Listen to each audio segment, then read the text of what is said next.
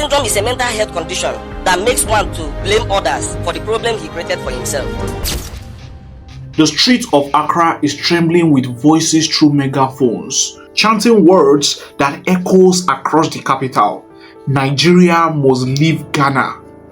Placard rose into the air, banners stretched across the crowd, and the message was clear. A section of Ghanaians, mostly young, frustrated, and restless, poured into the street, demanding that Nigeria must pack their bags and leave Ghana. And enough is enough. It was not the first time such words had been in West Africa. History itself seems to carry this pain echo of expulsion, of rejection, of border closing against neighbors. And yet, each time it returns, it seems very heavy and as sharp as the time before now. The protesters spoke of job being taken, of markets being dominated, so hence they locked their shop using the GHT Act, which listed that certain businesses like petty trading, hawking, selling of goods in markets, stalls should not be allowed by foreigners. Certain retails and small businesses are not allowed to be controlled by foreigner. But with the response of Nigerians, they made it known that it is enviness and jealousy that is the cause of all of this, stating the fact that they start up business with the point of making wholesales, but when they market their goods and give their goods to these retailers, they don't return their money back to them, and it is so hard to fight them in their country. So it is very, very difficult for them to collect their money back, which made them go both into the wholesaling and the retailing business. And apart from that, they also accuse Nigerians of turning Ghana into a playground, a second homeland, and forgetting that they are visitors. But the question is, how can you call somebody who has lived with you for over 20 years? And many people will still want that we have a united Africa. Some shouted that Nigerians hold festivals as if the land was theirs, and they behaved boldly and too freely. And then came a spark that reignited the anger. And this is a video which actually resurfaced on social media of a king who actually claimed to be Eze Igbo, the king of the Igbo community in Ghana. In that video, he boasted of acquiring land to build an Igbo settlement, a mini village to expand and showcase his people's culture. To him, it was a dream of community, but to many Ghanaians, the world sounded like a threat, a declaration of ownership in the land that was not his. The video spread like wildfire, stirring suspicion, fueling resentment, and giving protesters one more reason to shout. They wanted to take our home and make it theirs. And as their word grew louder, so too did the fear among thousands of Nigeria living quietly in Ghana, students, families who began to wonder if history was about to repeat itself. Because history has long told a complicated story between Nigeria and Ghana. Back in 1969, Ghana's own Prime Minister Kofi Abrefa ordered the expulsion of thousands of foreign workers. Many of them were Nigerians. They left in haste, carrying only what they could gather. Families were torn apart and dreams were cut short. And then by 1983, Nigeria, once the land of oil riches, stumbled under economic hardship. Its president, Shehu Shagari, made a brutal decision with over 2 million migrants being told to leave Nigeria, including about 1 million Ghanaians. The roads to border were choked. Family packed their belongings into cheap plastic bag, which is now forever known as Ghana Must Go bag, which is forever known as Ghana Must Go. These bags remain a symbol of humiliation and displacement, a reminder of how quickly hospitality can vanish when the wind of fortune changes. Now, a decade later, the chants in Accra remind us of these same things.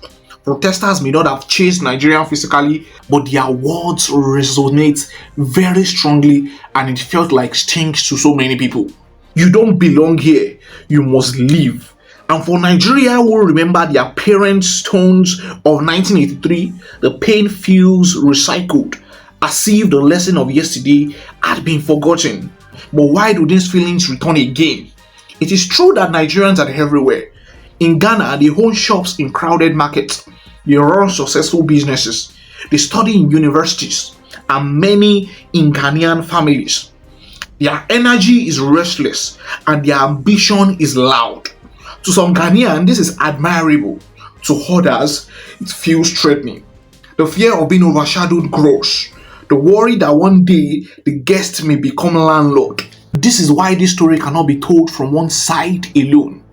Because in as much as we look at these from different ranges, we are going to see that Ghanaians are actually feeling threatened in their land because of the exploit of so many Nigerians.